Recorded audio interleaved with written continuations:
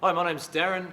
I wanted to put a few videos together about doing worship in smaller churches. Over the years I've had an opportunity to be able to play in small churches, and it's a little different. You know, it's been great over the last few years to see the rise of music that we can worship to, and there's some great artists going around, and they put together these fantastic songs with big arrangements, and then we try and do them in our smaller churches, and it's not always that easy to be able to do. So I thought, well, why don't we kind of talk through how we can arrange some of these songs and choose what songs we're going to use in our smaller churches, and maybe cut them down a little so that they can work if we don't have a drummer and 3 keyboard players and 4 guitarists and 16 singers to be able to carry these songs off. So how do we do it if I've just got like an acoustic guitar and just me singing, or maybe me and a piano player or something like that? And so we're going to do a few videos, and I hope you'll be able to carry along the journey with us, and hopefully this will be of use to you. If you're in a small church and you're wanting to arrange some music for a small church, then you might find this useful. So the first thing to consider is the nature of the song, the speed of it, the complexity of the melody and the range of the melody. So when you've got a small group of people, you need to kind of cut down the range, the vocal range that people need to be able to sing. People often feel a lot more self-conscious when they're in a smaller group, and it's a lot easier to pull off some big notes if you're in a larger setting. But when you're in a smaller setting, you want to just make it comfortable and easy for people to be able to sing. So some of these songs that have really low parts and then they jump up to really high parts can be a little bit difficult to sing. So first of all, make sure that the vocal range isn't so great that it is unachievable for a small group to be able to sing. The next is then the complexity of the song itself. Does the song arrangement need to be there to be able to carry the song? You know, some songs that just have a fantastic groove to them, and if you don't have that groove, then it really doesn't make the song work very well. So the song itself needs to have a strong melody and an ability to be able to make the song sound good without needing to have the full arrangement to be able to carry the song. So for example, let's look at a song by Israel Houghton called You Are Good. It's a great song that works fantastic with a band, and Israel's just got an amazing voice and it sounds fantastic. So can we use a song like that in a small church? Well, let's have a look at it and see what we can do.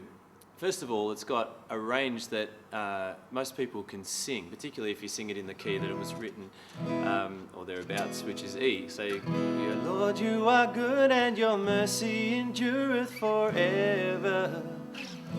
And then the chorus goes, we worship you, hallelujah, hallelujah. See, the vocal range for the whole song is not that great. So it's accessible for people to be able to sing if their vocal range is limited, as it is with most people.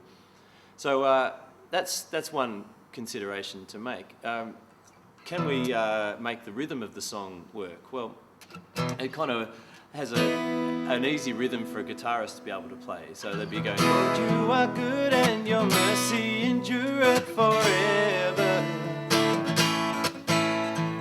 Lord, you are good and your mercy endureth forever.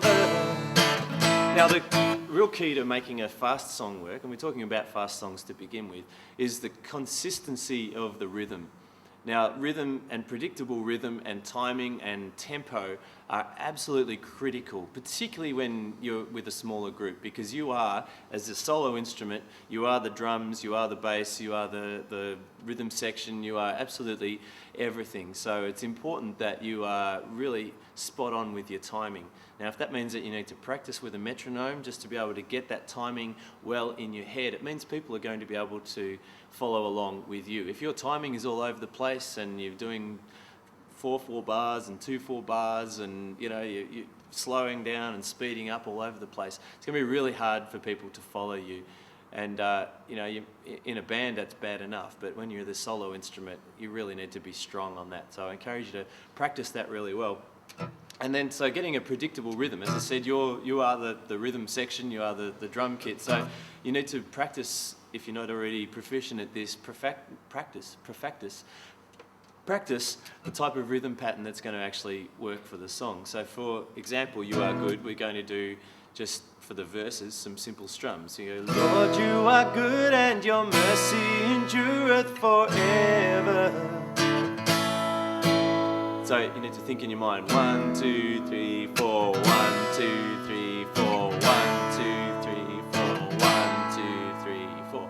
So it's just doing something fairly simple. When we come up to the pre-chorus, which is people from every nation and tongue, from generation to generation. So similar again, you can just make that rhythm kind of float along a little bit, and then when we get to the chorus, you've got some variation, you've got somewhere to go with it. We worship you, hallelujah, hallelujah. So what I do with just picking up that rhythm pattern, I'm thinking about what the drums sound like. So if you're practicing along with Israel's CD, you'll hear the drums that are sort of going do-da, do-da, do-da, do-da, right? So you do this similar sort of rhythm on an acoustic. If you are actually playing with a drummer, it's a good idea to follow what the drummer's doing too. But you go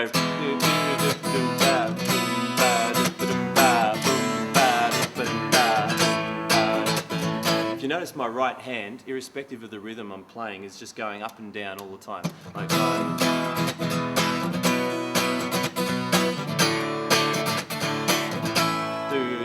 it's just doing this the whole time, and all I'm doing is just choosing when I'm downstroking and when I'm upstroking. But just to keep time, I'm just consistently doing this.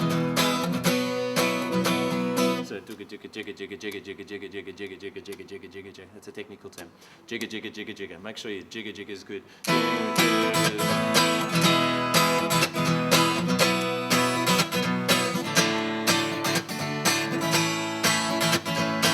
So that works for the chorus. We go, we worship you, hallelujah, hallelujah. We worship you for who you are.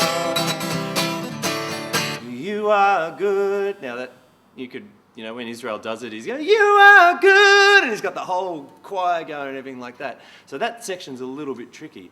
So if you can pull it off, then do it the octave higher. If you can't, you can actually just leave the song on the end of this. I'm sorry, Israel, if you're watching this, but it goes, we worship you for who you are.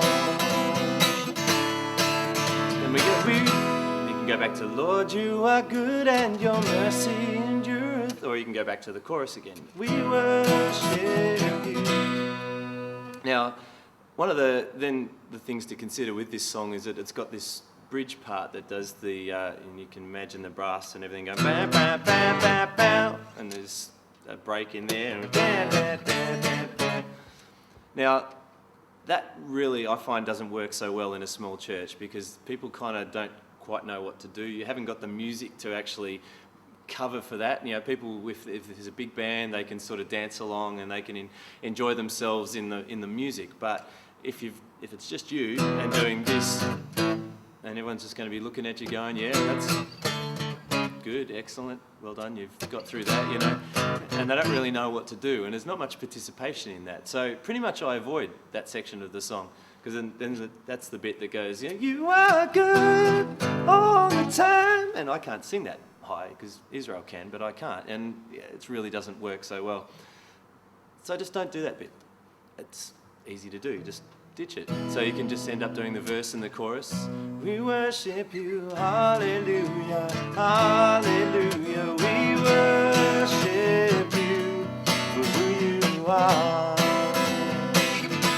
for who you are, for who you are. Oh, you are good. And you can just finish it there, and that's the song. So that was You Are Good by Israel Houghton. I encourage you to check out that song. If you've got any other comments or feedback, if there's anything that you'd like particularly to address, if you're a part of a small church and you just want some ideas on what to do, then by all means comment on this, and we'll take those into consideration and post some more videos in the future. So thanks very much for watching, and God bless you.